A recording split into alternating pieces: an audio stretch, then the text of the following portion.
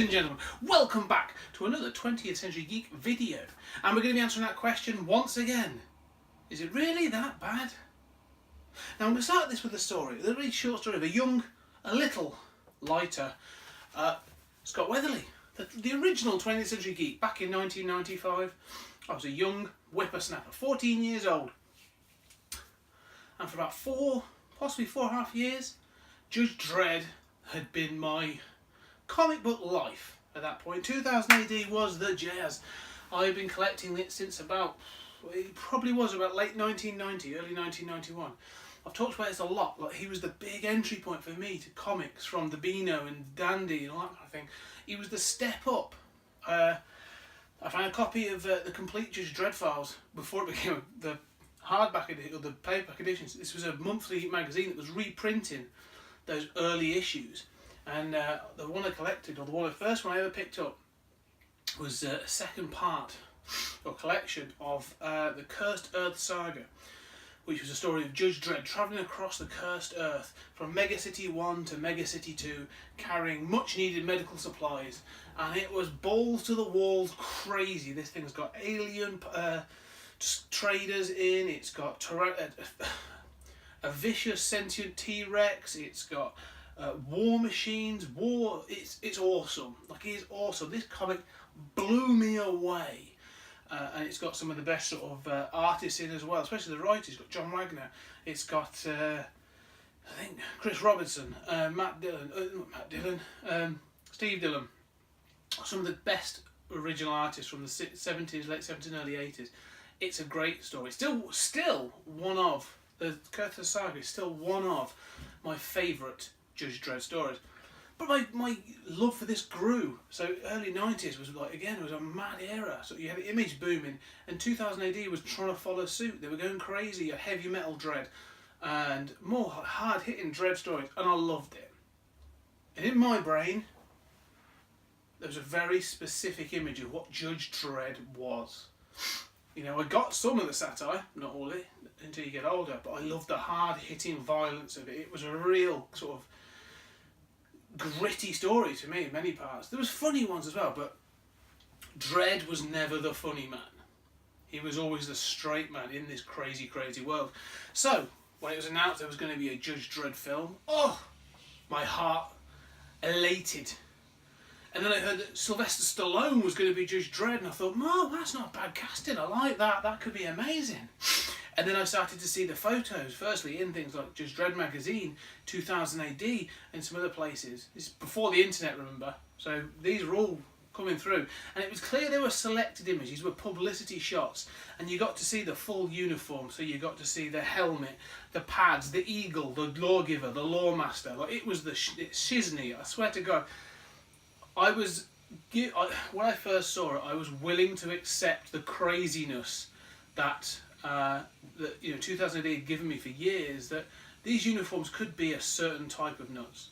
Okay, they weren't tactical. Those shoulder pads are never practical. So when you see this thing, which I'm pretty sure was designed by either Gucci or Jean-Paul Gaultier, when you look at them, and you've got the jock strap, and you've got the big pads, and the helmet's slightly redesigned. It took me a second, but soon I was like, yeah, no, I can accept that. That looks pretty legit. I'll accept that. But there was one thing throughout all the photos I was quite pleased with. Dredd had his helmet on. So when I went to see this film in 1995, I was 14. I had to get someone else to buy my tickets for me because I thought I was too baby-faced to buy them myself.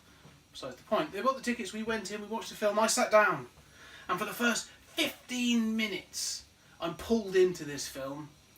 You've got James Earl Jones's booming voice giving you a voiceover. You've got proper mega city looking dude. I mean, this city is huge. The Cursed Earth looks the business. And then you've got the judges I've already seen, and you go straight into block war. And I'm in, I'm down, this is awesome, this is something special, I think we're onto something. I'm thinking, this is one of the best film I've ever seen, my heart was pounding. And you get a section that is Judge Dredd. Like, proper Judge Dredd. He steps off the lawgiver, off his lawmaster, he steps through he comes across a little bit too funny at times. You know, asking about why they're hiding when the fatal round sort of like distance is like 200 and they're 300 meters away. All this other stuff. I'm a bit like, oh, okay. But there's touches in this. There's satire are fantastic. Later on, they have like the recycled. Try recycled food. Great for the environment. Good for you. You know, it's. There's little jokes like that were fantastic. But this is brutal. This first section, like they're executing people. You know, and then two things happen. Boom! That derail this straight away. The first is Judge Joseph Dredd comes into the ceiling, kills a room full of perps, you know, well invested in block war, and eventually, sort of after a bit of a monologue, kills one of them, and makes a pun, like a one-liner, court's adjourned, and it's just like, okay, that I'll let one slide. And I sort of, even as a kid, I understood why Rob Schneider was in this. As a sort of the entry point. I sort of got that, and I think this is one of the first times I really understood that, why he was there. And I was fine with that. Calling him Fergie didn't quite jive with me, because there is a character called Fergie in the Caligula story line, so he's a much better character in the comics. But again, alright, I'm going with it. And then the second thing happens where my heart sank. In 1995, a 14-year-old boy's heart sank in a dark cinema. They go to the halls of justice, and you meet Chief Justice Fargo. And we're going to talk about the sort of the comic continuity and the issues there, but he calls him Joseph Dredd, and he tells him to stand at ease. And he reaches up, and he takes off the bleeding helmet. And I felt lied to. All those pictures I'd seen, all that stuff of Dredd keeping his helmet, I was happy. I was secure, thinking this is going to be it. And from that moment on, I hated this film. I actively hated this film. And it took me quite a while after to go back and watch it. Seriously, I watched this film in 1995. I probably didn't re-watch it again until about 2000, 2001. I was that annoyed with it. And I've watched it on and off since, and I think as I've got older, my opinions have changed. So that story. So that was me 14 years old. I'm now 36, and I'm a bit more mature, maybe. And we've had Dredd, the 2012 version as well, with Carl Urban, which is beyond brilliant. I love that film. It's an amazing film. But it made me, watching that, made me go back and reassess Judge Dredd, the 1995 Judge Dredd. And watching it again, especially now, really thinking about it, there were a couple of things that really sprung out to me.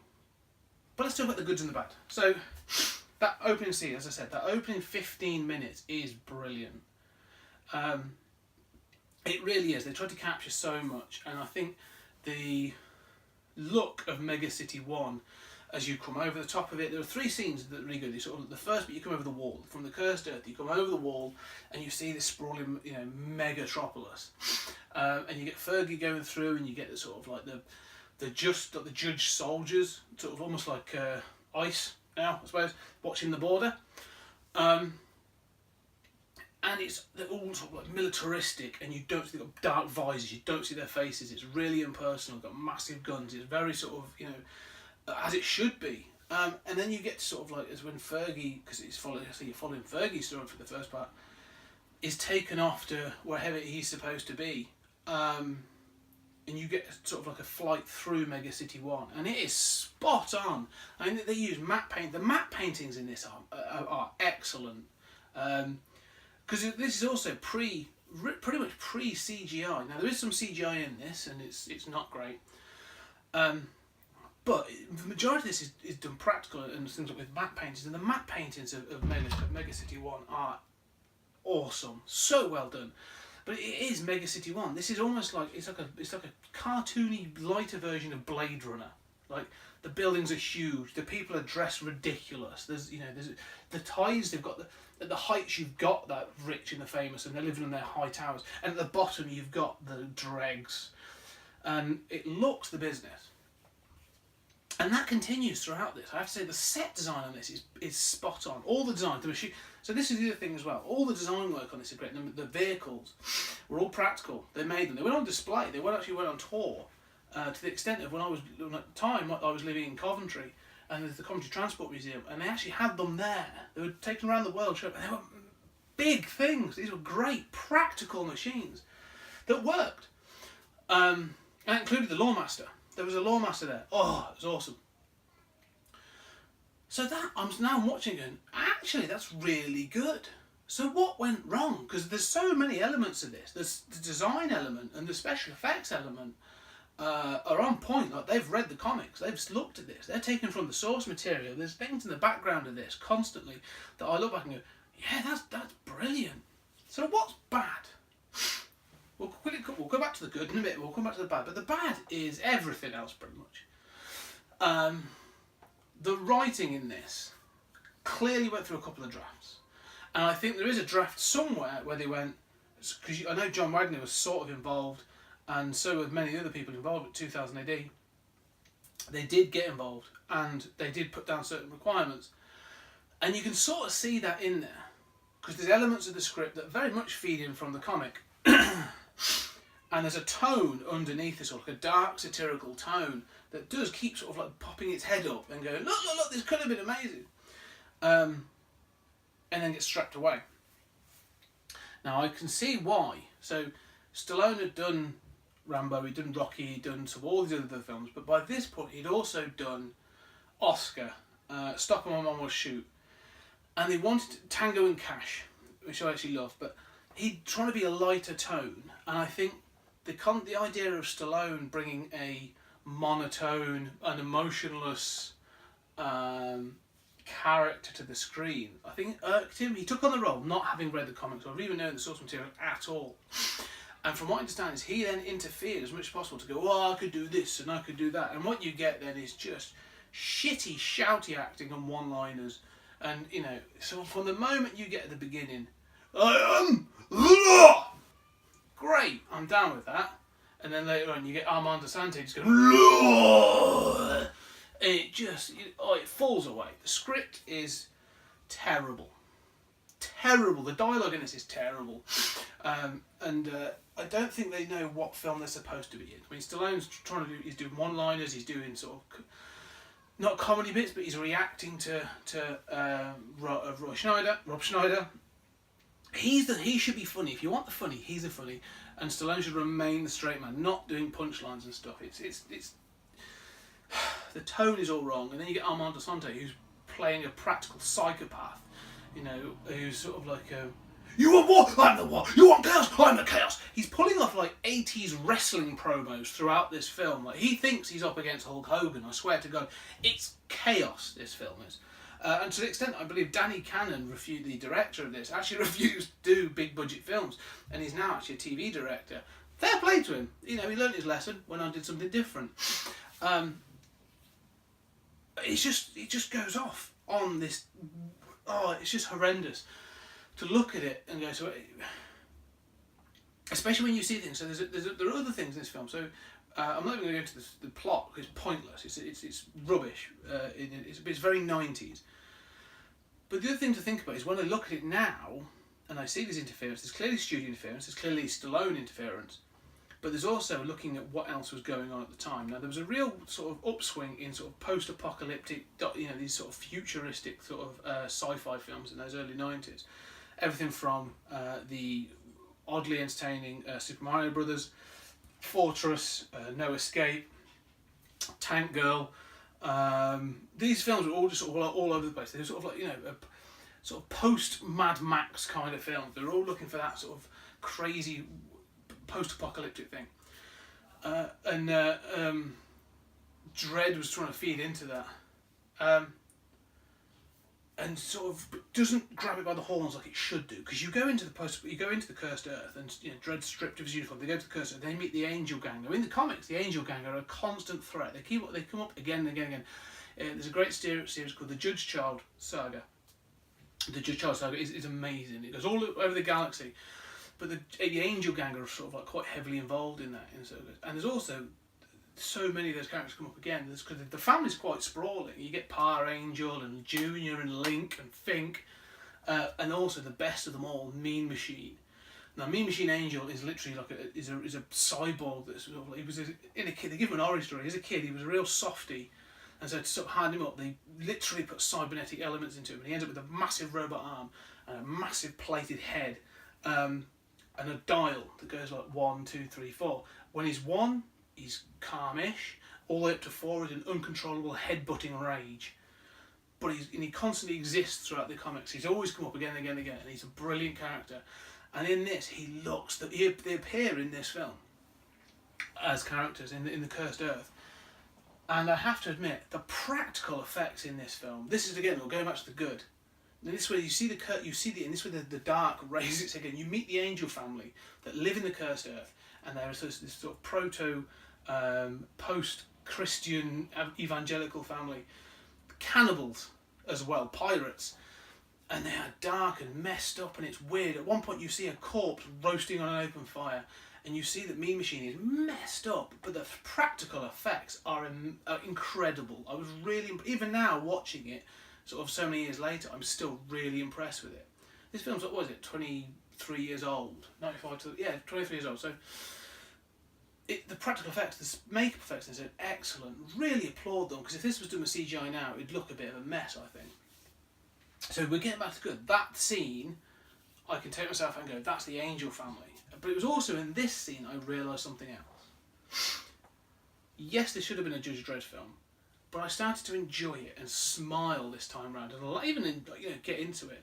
And all I could think of was, this is almost like Demolition Man. Forget the Dredd. If you take Dredd out of it and just have it as this is the scenario, a cop stripped of his sort of rank and everything, and having to sort of prove his innocence and all this other the machinations and the conspiracy that goes with it. It's actually a really fun, dumb 90s sci-fi action film. And it started to dawn on me then that that's what they were making. I was coming as this as a 14-year-old dedicated to that source material.